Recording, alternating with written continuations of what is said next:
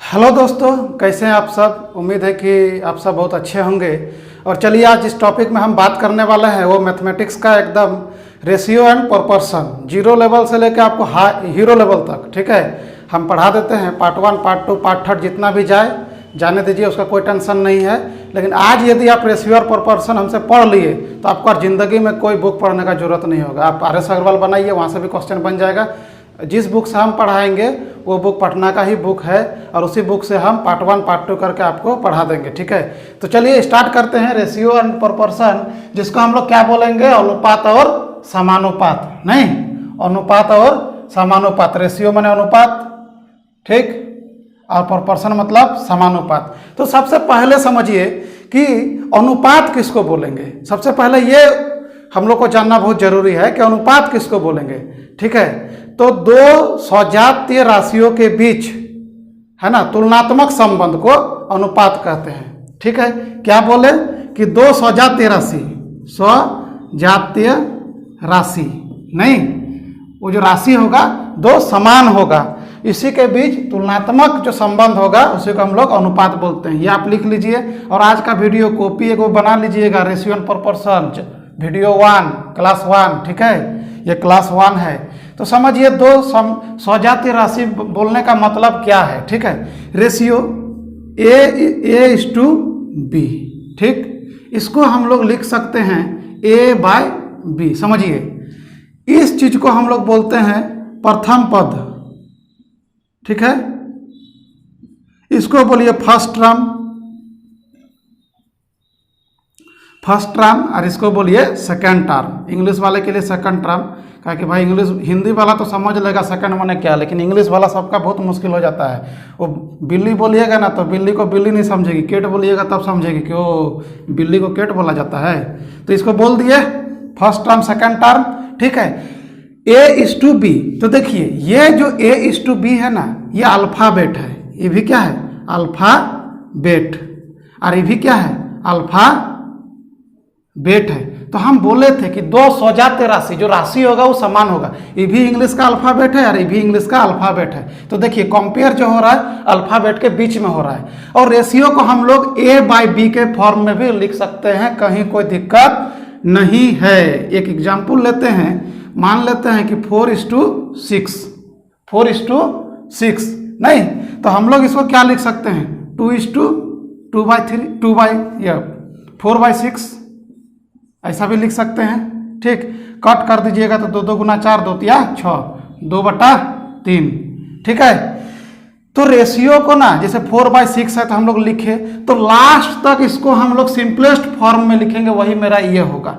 जो भी दिया है हम लोग कट करते जाएंगे जब तक वो लास्ट का सिंपलेस्ट फॉर्म नहीं आता है, तब तक हम लोग कट करते आएंगे। या इसके पहले हम लोग नहीं लिखेंगे कि जैसे 4/6 लिख दिया और आंसर में आप लिख दिए 4/6, तो ये नहीं होना चाहिए। इसको आप सिंपलेस्ट फॉर्म में कट कर लीजिए 2/3। अब ये कटने वाला नहीं है तो हम लोग यहाँ पे इसको इस तरह से लिखेंगे। समझ में आ गया। कंपेयर का मतलब क्या, मान लेते हैं कि यहाँ पे है 6 और यहाँ पे है 3, है ना। तो कंपेयर का मतलब है कि बोलेगा कि 6 जो है 3 से कितना गुना है, 6 3 से कितना गुना है। तो इसको हम लोग क्या लिख सकते हैं, 6/3, 3 2 गुना 6 मतलब 2/1, मतलब इसको हम लोग लिख सकते हैं 2:1। इसका मतलब कि 6 जो है वो 3 का 2 गुना है, 3 का 2 गुना है। हम पहले ही बोले कि दो सजातीय राशियों के बीच जो कंपेयर करते हैं, हम लोग तुलना करते हैं, उसी को हम लोग रेशियो बोलते हैं, ठीक है। चलिए देखिए क्या होता है कि मान लेते हैं 2/3 है और रेशियो अनुपात का नियम है, अनुपात को यदि ऊपर और नीचे सेम संख्या से गुना कर दें तो उस अनुपात में वो जो नंबर है पहले वाला उसमें कोई फर्क नहीं पड़ता है। समझा कर दिखा देते हैं। मान लेते हैं कि बोलिएगा कि हम यहाँ 2 से गुना कर देंगे और यहाँ भी 2 से गुना कर देंगे, तो क्या हो जाएगा 4/6 नहीं, फिर कट कर दीजिए 2 2 गुना 4, 2 तिया 6, देखिए तो पहले वाला ही आ गया, 2/3 था पहले, तो देखिए आ गया। मैं इसका मतलब हुआ कि किसी भी अनुपात को यदि सम संख्या से ऊपर नीचे गुना कर दें तो इसमें कोई अंतर आपका नहीं होगा। कोई अंतर नहीं होगा, लेकिन वो जो संख्या है गुना करने वाला वो ऊपर भी सेम होना चाहिए और नीचे भी सेम होना चाहिए। आप बोलिएगा कि 4 बटा यहाँ पे 7 है और हम ऊपर गुना करेंगे 4 से और नीचे गुना करेंगे 3 से, तब अंतर हो जाएगा। आपको इसको सेम से गुना करना है, यहाँ 3 से तो यहाँ भी 3 से, तो हो जाएगा 12 और 12 बटा 21, 3 7 21, 3 4 12। देखिए 4 बटा 7 पहला वाला आ गया। तो सेम संख्या से गुना करने पर रेशियो में कोई प्रभाव नहीं पड़ता है, जो संख्या होता है वही हो जाता है। ठीक है, चलिए समझ में आ गया ना। देखते हैं क्वेश्चन कुछ कि क्वेश्चन किस किस टाइप से रेशियो से बनेगा आपका। एकदम बेसिक से समझेंगे, जीरो लेवल से हीरो लेवल तक हम आपको बताएंगे। हमको कोई परवाह नहीं होता है कि वीडियो कितना बड़ा हो, हम चाहते हैं कि आपको समझा दे एकदम अच्छा से। ठीक है, तो देखिए यहाँ पे मान लेते हैं कि 3:5 है, ठीक, एंड यहाँ पे है 5:4 और आपको बोल रहा है कि A:B:C का वैल्यू क्या होगा। यही बोल रहा है कि 3:5 है और 5:4 है, तो A:B:C का वैल्यू क्या होगा। तो कुछ नहीं, हम लोग सबसे पहले समझेंगे कि ये क्या है, A है, A:B, और ये क्या है, B:C है। ठीक, अब यहाँ पे गौर करने वाला चीज है, देखिए यहाँ B कितना है, 5, यहाँ भी B कितना है, 5, तो B यहाँ भी, तो दोनों में कॉमन क्या है, B कॉमन है, B भी कॉमन है, मतलब यहाँ जो नंबर होना चाहिए यहाँ भी वही नंबर होना चाहिए, तब हम लोग को ज़्यादा परेशानी रेशियो निकालने में नहीं होगी। ठीक है, तो देखिए इसमें कोई टेंशन नहीं है, यहाँ भी B है, यहाँ भी B है, तो बोला है कि A:B:C क्या होगा। तो हम लोग कुछ नहीं करेंगे, जोड़ घटा गुना भाग कुछ नहीं करेंगे, हम लोग डायरेक्ट लिख देंगे 3:5:4। यही आपका आंसर हो गया, 3:5:4। लेकिन आपको ध्यान देने वाला बात है कि यहाँ यदि सेम होना चाहिए, यहाँ B तो यहाँ भी B, यहाँ 5 है तो यहाँ भी 5 होना चाहिए, यहाँ 4 तो यहाँ भी 4, यहाँ 3 तो यहाँ भी 3। यदि यहाँ 3 है, यहाँ 4 है, तो फिर ये रूल काम नहीं करेगा। उस टाइम हम लोग क्या करेंगे, जब आपको इस तरह दे दे, देखिए यहाँ पे आपको दे दिया 3:4 और यहाँ पे दे दिया 5:7 और आपको बोल दिया कि A:B:C का वैल्यू फाइंड कीजिए। जेटेट, सीटेट, रेलवे, अभी जो GD आया है SSC का, सब में इस तरह का इजी क्वेश्चन आपको पूछेगा। और आपको बेसिक ही नहीं मालूम होगा तब हाई लेवल का क्वेश्चन कैसे बना पाइएगा। तो हम तो बोल रहे हैं कि आप बस वीडियो को स्किप नहीं कीजिएगा। यदि आपको मैथ नहीं सिखा पाए ना, तो मेरा नाम के आगे कुत्ता लगा दीजिएगा जब आपको मन हो जाए। ठीक, तो देखिए 3:4 और 5:7। ठीक है, तो देखिए हम क्या बोले थे कि यहाँ A:B और B:C है, नहीं, A:B का वैल्यू दिया है 3:4 और B:C का वैल्यू दिया है 5:C, और आपको मांग रहा है ये। तो हम बोले थे कि यहाँ पे क्या है, 4 है और यहाँ पे क्या है, 5 है। हम बोले थे यहाँ जो नंबर होना चाहिए वही नंबर यहाँ भी होना चाहिए। ठीक है, जैसे यहाँ B तो यहाँ भी B कॉमन होना चाहिए, लेकिन यहाँ कोई कॉमन नहीं है। तो कुछ नहीं करेंगे, क्या करेंगे, हम लोग को यहाँ वाला नंबर को समान कर लेना होगा और यहाँ वाला को भी समान कर लेना होगा। ठीक है, तो देखिए क्या करेंगे, समान करने के लिए भी नहीं सोचेंगे, यहाँ जो नंबर होगा यहाँ से गुना कर दीजिए और यहाँ जो नंबर है यहाँ से गुना कर दीजिए, बस, और कुछ नहीं। यहाँ वाला को यहाँ से और यहाँ वाला को यहाँ से। ठीक है, और लिख दीजिए 5 दिया 15, 5 4 20। ठीक, यहाँ पे और क्या है, 4 5 20, 7 4 28। देखिए यहाँ भी 20 हो गया और यहाँ भी 20 हो गया। तो अब हमको कोई परेशानी नहीं है, हम लिख देंगे 15:20:28। और ये देखिए किसी से भी नहीं कटेगा, इसीलिए जो आपका A:B:C हुआ आपका यही आंसर हो गया। चलिए नेक्स्ट कुछ देखते हैं। देखिए यही दे दिया कि A:B इतना और B:C इतना, बोल रहा है कि A:B:C निकालिए।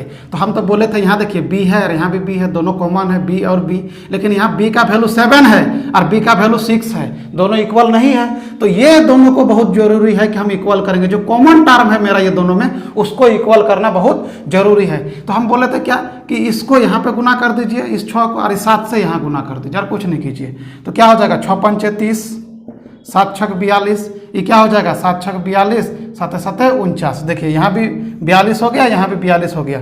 तो हमको क्या बोला है, A:B:C, तो हो जाएगा आपका 30:42 × 49। नहीं, यही आपका आंसर हो गया। ठीक है, कोई दिक्कत नहीं होना चाहिए। समझ में आ गया? कुछ अलग टाइप का देखते हैं। ठीक, यहाँ तक तो आपको कोई दिक्कत नहीं है। इसमें रेशियो से जितना क्वेश्चन बन रहा है हम आपको बना के दे रहे हैं। ठीक है, मान लेते हैं कि ऐसा क्वेश्चन पूछते 2a बराबर 3b तथा 4b बराबर 5c पूछ दिया। 2a बराबर 3b और 4b बराबर 5c और बोलता है कि a/c का वैल्यू निकालिए। तो a/c का वैल्यू निकालने के लिए ना हमको सबसे पहले a/b/c निकालना होगा, तभी आप a/c का वैल्यू निकाल सकते हैं। तो कुछ नहीं, यहाँ पे a है तो b को नीचे ले आइए, तो यहाँ 3 रह गया और e इधर आ जाएगा तो क्या हो जाएगा, ऐसा हो जाएगा। ठीक, और यहाँ पे ऐसा है 4b बराबर 5c है तो c को नीचे लेके आ जाइए, तो 5 यहीं पे है और b को या 4 को यहाँ पे ले आए, तो a/b मिल गया और b/c मिल गया, मतलब 3:2 और क्या मिल गया आपको, तथा 5:4 नहीं, मतलब यहाँ पे a/b है और यहाँ क्या है b/c है। तो देखिए क्या लग रहा है, दोनों यहाँ भी b है और यहाँ भी b है, इसका मतलब दोनों कॉमन है, तो यहाँ का भी वैल्यू सेम होना चाहिए और यहाँ का भी वैल्यू सेम होना चाहिए। लेकिन यहाँ पे 2 है और यहाँ पे 5 है, तो हम बोले क्या कि अपोजिट से गुना कर दीजिए इक्वल करने के लिए। इसको 5 से गुना कर दीजिए और इस टर्म को 2 से गुना कर दीजिए, तो 5 दिया 15, 5 दुगुना 10 और यहाँ 5 दुगुना 10 और 4 दुगुना 8। देखिए अब ये टर्म दोनों इक्वल हो गया, तो हमको क्या चाहिए, a/b/c चाहिए सबसे पहले, तो 15:10:8 यही हो गया आपका a/b/c। और क्या बोल रहा है a/c, तो a/c निकालने के लिए कोई टेंशन नहीं, a का वैल्यू कितना 15 और b का वैल्यू कितना 8, तो यही हो गया 15:8 आपका आंसर। समझ में आ गया? तो इस टाइप का रहेगा तो आपको आगे बकाने का कोई जरूरत नहीं है। ठीक है, नेक्स्ट कुछ देखते हैं। मान लेते हैं कि आपको ऐसा देते, ऐसा देते,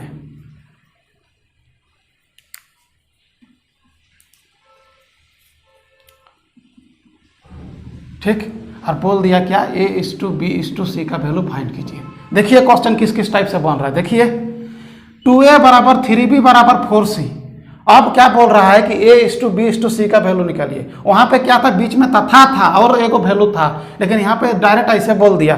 तो बहुत कोई क्या करेगा, कुछ लेट करेगा कि लेट कर लेते हैं, यहाँ पे के तो 1 तो दिस तो डेट, कुछ नहीं। देखिए एक रूल फॉलो कीजिए। देखिए जो फर्स्ट टर्म चाहिए ना, तो फर्स्ट लाइन को ढक दीजिए, इसको ढक दिए। ठीक, इसको ढक दिए तो हम यहाँ गुना कीजिए, 4 3 जा 12, यहाँ लिख दीजिए 12। ठीक है, अब हमको मिडिल वाला टर्म चाहिए, तो मिडिल वाला टर्म को ढक दीजिए, ये दोनों को गुना कीजिए, 4 × 2 कितना हो जाएगा 8। अब हमको क्या चाहिए, ये वाला चाहिए, तो 3 × 6 आपका वैल्यू रेडी है। a/b/c बराबर 12 × 8 × 6। एग्जाम में इसी तरह पूछ देगा, ये दे देगा, आपको देख के ही लगेगा कि रेशियो तो पढ़े हैं, लेकिन ये क्वेश्चन तो नहीं पढ़े थे, कहाँ छिपा हुआ था।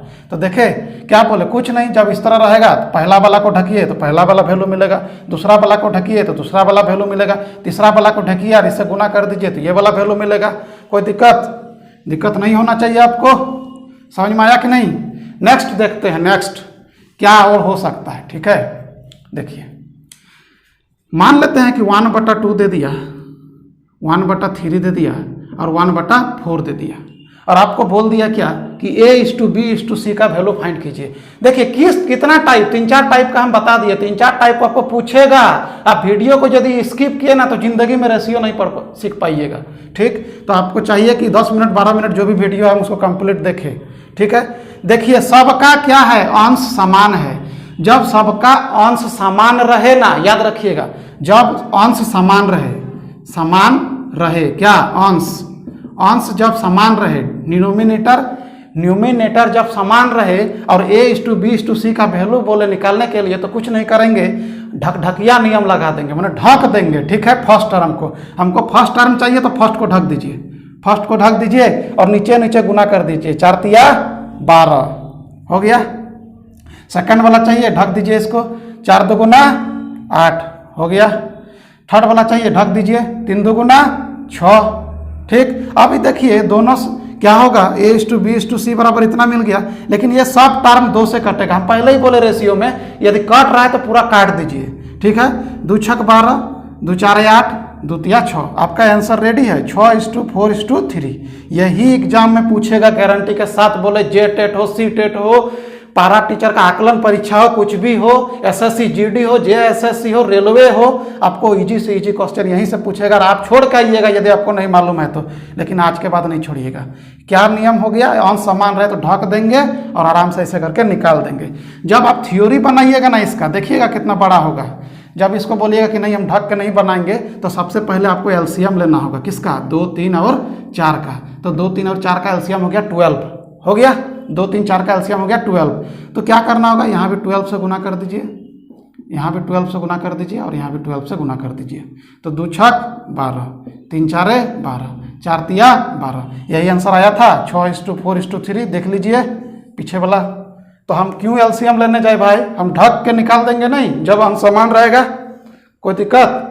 ये वीडियो बहुत बड़ा हो रहा है, तो हम लोग कल का पार्ट 2 जो वीडियो होगा उसमें और कुछ टाइप है तो हम लोग देखेंगे। इसके बाद हम लोग कल प्रोपोर्शन देखने वाले हैं। ठीक है, तो चलिए मिलते हैं हम लोग नेक्स्ट वीडियो में।